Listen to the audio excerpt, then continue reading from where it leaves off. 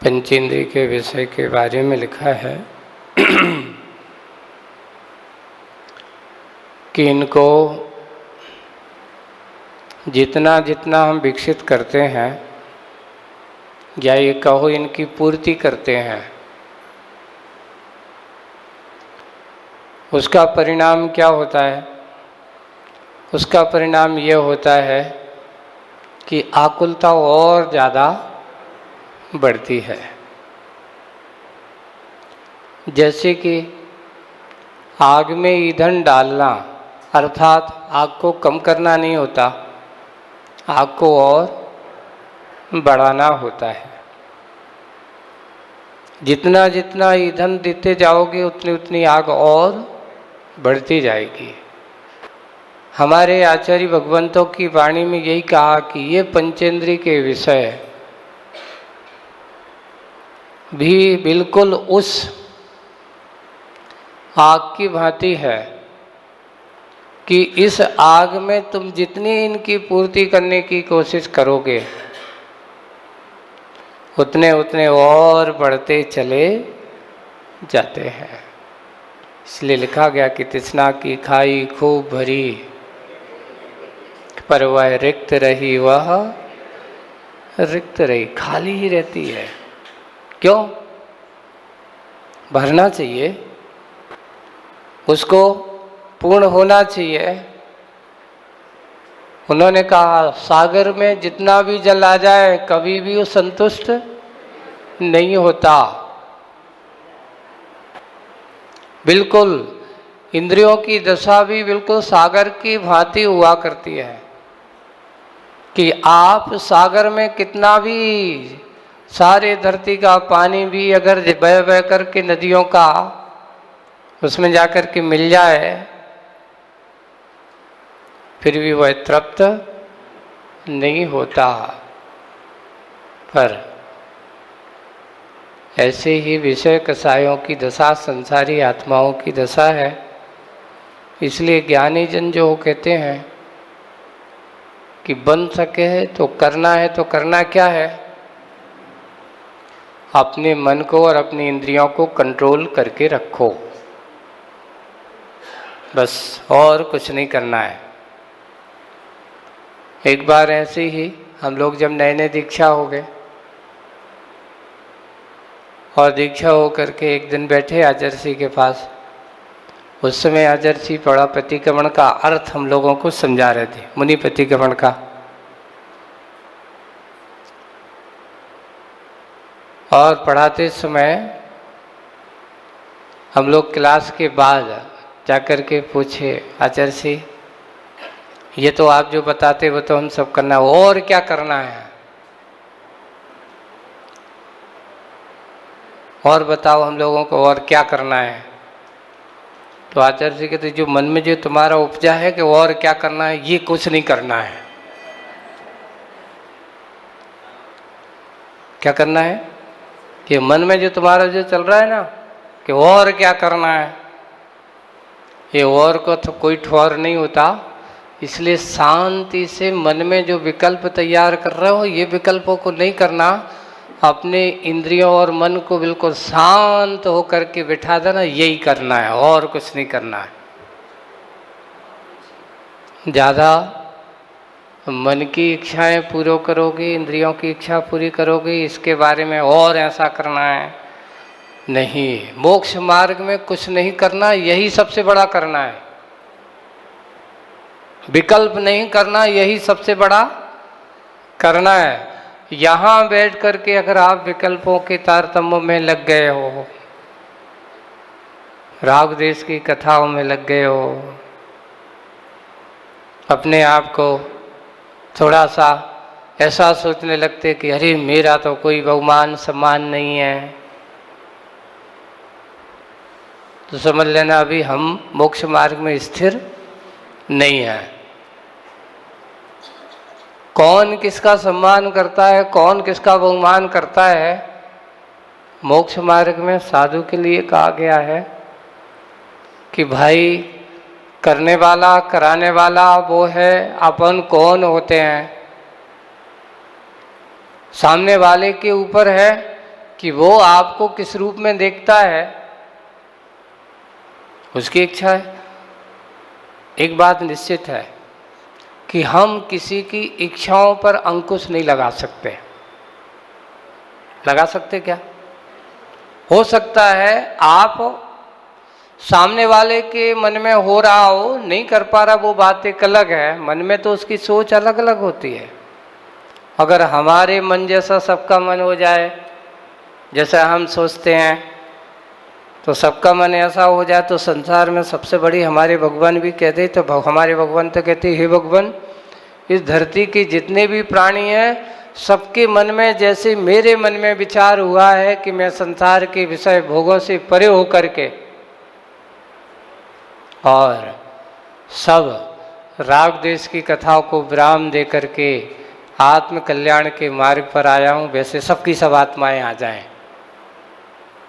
पर ऐसा होता है क्या? हमारे सोचने से सामने वाले की सोच ऐसी हो जाए कोई जरूरी नहीं है। सामने वाले की सोच की तरह हमारी सोच हो जाए ये भी जरूरी नहीं है। ये भी बात पक्का है कि सामने वाला जैसा सोच रहा है वैसा हम भी सोचने लगे, ये भी जरूरी नहीं है। क्यों? क्योंकि सबके परिणाम अलग हैं। नाना जीवा नाना कर्मा, ऐसे हमारे आचार्यों का सूत्र है। इस संसार में कितने जीव हैं? मनुष्यों की संख्या के बारे में अगर कहा जाए तो मनुष्यों की संख्या भी यहाँ पर देखा जाए तो 29 अंक प्रमाण की है। अब उनमें 29 अंक प्रमाण में भी सबके परिणाम आप जैसे हों, हमारे जैसे हों। अरे सामने अपने कहते हैं जब एक पिता पुत्र के साथ, एक भाई भाई के साथ रहने के उनके परिणामों में एकता नहीं हो पाती, तो हम कैसे कह सकते हैं कि सबके परिणामों में एकता हो सकती है? इसलिए सबसे अच्छा यही है कि विचारों को अपना शांत बिठा देना, वही सच्चा वैरागी है। रागी नहीं, विषय कसायों में खर्चने पचने वाला वैरागी नहीं होता। वैरागी वह होता है कि जिसको जिस समय मौका मिला और उसको अपने आप का भान हुआ और तत्काल छोड़ छाड़ करके कहता है कि बस धिक्कार है ऐसे जीवन को। जैसे भगवान अजितनाथ को कथा पर आ जाते हैं अपन कि भगवान का जन्म कल्याणक हो गया और करीब करीब पूरा का पूरा उन्होंने उस पर लिखा है अपनी आयु के 3 भाग, 1 लाख पूर्व कम अपनी आयु के त्रिभाग पूर्वांग, जितना भी अपनी आयु उतना कम। उनकी आयु कितनी थी? 72 लाख पूर्व की। तो अंत के पूरे 71 लाख वो पूर्व तो किस में चले गए? बिल्कुल आदिनाथ भगवान का अनुसरण किया। जैसे आदिनाथ भगवान की आयु कितनी थी? 84 लाख पूर्व की थी, तो पूरा 83 लाख किस में निकाल दिए? अपने राज्यकाल पूरा का पूरा, सारा का सारा सब कुछ उसमें निकाल दिया। 1 लाख पूर्व और उसका अपना आयु का त्रिभाग जो है जितना उनकी आयु अपने थे। तो ऐसा करते हुए उन्होंने 1 लाख पूर्व उनको क्या हुआ?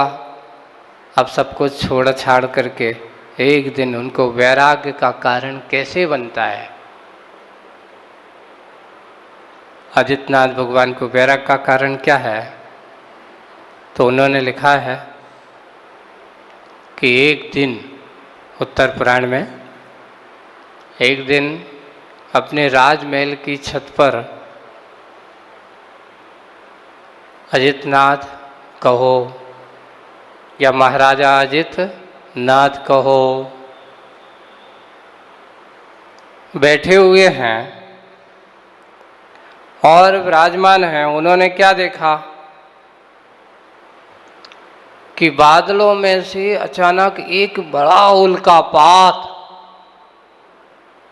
जैसे बड़ी बड़ी जो टुकड़े होते ना, उल्कापात होते एकदम, वहाँ से हुआ। जैसे कि तारे का टूटना है, इसको भी उल्कापात की कोटि में लिया जाता है। उन्होंने उसको देखा और देख कर के मन में विचार क्या आया कि देखो कितना अच्छा चमकने वाला ये उल्का, अचानक इसकी ज्योत्सना कम होकर के टूट करके गिर गया। जीवन का कोई भरोसा है? कोई भरोसा नहीं है। और उनके मन में यही सोचा कि इतना समय मैं इस राजपाट में करते करते आज तक मैं इसको अपने आप को संतुष्ट नहीं कर पाया। ना जाने कितना ये जीवन बचा है, कितना ये जीवन रहेगा, कितना ये जीवन का सारभूत होगा। कभी कभार आप लोग भी सोचते हो कि नहीं सोचते? सोच तो लेते हैं लेकिन कर नहीं पाते, वो बात एक अलग है ना। बिल्कुल वृद्ध अवस्था में पहुंच जाएंगे अपन और सोचते हैं भैया कब तक रहेंगे, कब तक करते रहेंगे। हे भगवान, मेरे अंदर ऐसा विवेक ज्ञान कब जागृत हो कि मैं भी संसार की मोह माया से छूट जाऊं। पर सोचने मात्र से छूटता नहीं है, सोचने मात्र से छूटता नहीं है, वो तो पुरुषार्थी ही होते हैं। जैसे ही अजितनाथ भगवान ने उल्कापात को देखा और देखते ही उनमें संसार की अस्थिरता का आभान होगा, जीवन की क्षणभंगुरता का आभान हुआ और उन्होंने सुबह जैसी हुई और होते ही उन्होंने अपने आप को, उस पर लिखा है उत्तर पुराण में कि पंचेंद्रिय के विषय को जैसे जूठन की तरह, जैसे जूठा भोजन को कोई करता नहीं है, उसको कोई ग्रहण करता नहीं है, वैसे ही उन्होंने इन पंचेंद्रियों को विषय के जूठन की तरह परित्याग करने का निश्चय किया और अपने पुत्र अजित सेन को बुलाया। अजित नाथ भगवान के पुत्र का नाम क्या है? अजित सेन है ना, उनका नाम ही है। हमने कभी कभार कुछ लोग, जैसे आज परंपराएं चल रही ना कि पिता के अनुसार, ये आज की परंपरा नहीं है, ये हमारी बहुत परंपराएं हैं ऐसे। और अजित सेन नाम के पुत्र को, बड़े पुत्र को बुलाया, राजपाट का राज सिंहासन सौंपा, अपना मुकुट और अपने पूरे अयोध्या के राजा जो थे और राज्य की बागडोर किसको सौंप दी? पुत्र को कहा, बेटा अब मैं इस संसार की इस मोह माया से विरक्त होना चाहता हूँ, अब मुझे संसार की मोह माया में रहना अच्छा नहीं लगता। और उन्होंने अपना राजपाट छोड़ा और छोड़ करके स्वयं वानप्रस्थ, कहाँ? वन की ओर जाने का निश्चय किया, वानप्रस्थ आश्रम की ओर, या कहो कि वन विहार की ओर। जैसे ही उनके मन में वैराग्य का अभाव हुआ, संसार की मोह माया को छोड़ने का विचार हुआ, तो इसका देखो तीर्थंकर प्रकृति की सत्ता वालों को जब जन्म होता है तब भी देवों को क्या मिल लग जाता है? खबर लग जाती है। उनकी खुफिया तंत्र बहुत स्ट्रांग होता है। उनके पास जब इन्होंने यहाँ सोचा तो वह सौधर्मेंद्र भी अयोध्या में पहुंच गए। भगवान आपका ये निश्चय दीक्षा लेने का पक्का है? बोले कि हाँ। तो उनके साथ साथ लोकांतिक देवों ने आकर के उनकी वैराग्य की क्या की? एक नहीं, पूरे 8 प्रकार के लोकांतिक देव हैं। और आठों प्रकार के लोकांतिक देव भगवान के वैराग्य की अनुशंसा करने के लिए कि धन्य है भगवान जो आप ऐसे संसार के वैराग्य से इस विषय भोगों की इस चंचला लक्ष्मी से विरक्त होकर के आत्मलक्ष्मी की ओर कदम बढ़ा रहे हो। सभी आकर के उनकी अच्छे से अनुशंसा करते हैं। लोकांतिक देव आकर के उनकी महिमा का गुणगान करते हैं और इधर राजपाट छोड़ करके सुप्रभ नाम की पालकी में बैठ करके अंतिम देखिए विहार हो रहा है, जा रहे हैं। कौन सी पालकी है? उस पालकी का नाम है सुप्रभा। प्रभा नाम की पालकी पर आरूढ़ होकर के कौन से वन में दीक्षा ली थी अजितनाथ भगवान ने? तो नाम है सहेतुक वन। कौन सा वन है? सहेतुक वन में। और जाकर के वहां पर सप्तप्रण वृक्ष के नीचे बैठ करके, वृक्ष का नाम है सप्तपर्ण, है ना, जिसके 7 पत्ते जो होते ना एक जैसे लगे तो 7 पर्ण एक वृक्ष होता है, जो जिसके 7 पत्ते एक उसमें होते लगातार, इसलिए उस वृक्ष का नाम ही सप्तपर्ण पड़ गया। उस वृक्ष के नीचे कौन सी तिथि में? तो लिखा है माघ शुक्ला नवमी। माघ शुक्ला नवमी के दिन कौन से नक्षत्र में? तो रोहिणी नक्षत्र के योग में। जिस नक्षत्र में गर्भ हुआ उसी नक्षत्र के योग में जन्म भी हुआ, और उसी रोहिणी नक्षत्र, ये रोहिणी नक्षत्र का अपने यहाँ बहुत अच्छा महिमा है। ज्योतिष शास्त्र में भी इसके लिए कहा गया है, ये ऊर्ध्वमुखी नक्षत्र माना जाता है। कौन सा? ऊर्ध्वमुखी नक्षत्र। जब भी कोई मंदिर का काम बनाना हो, मंदिर का काम करना हो, तो हमेशा इस नक्षत्र में करो, काम बहुत जल्दी होते हैं। और रोहिणी व्रत भी एक महिलाओं का होता है। हर 27 दिन के बाद एक बार ये नक्षत्र आता है ना। महीने में एक रोहिणी व्रत करते हो? नहीं, तुम लोग नहीं करते? अरे महाराज, रोनो खाना पड़ता है इसलिए रोहिणी व्रत के बारे में, इसलिए रोहिणी व्रत की कथा है और उसमें लिखा है कि महिलाओं के लिए इस व्रत को करने से स्त्री पर्याय से मुक्ति मिलती है, उसका फल बताया है। संसार की मोह माया से विरक्त होकर के और अगला भाव उनका इस व्रत को करने वाले महीने में एक बार आता है।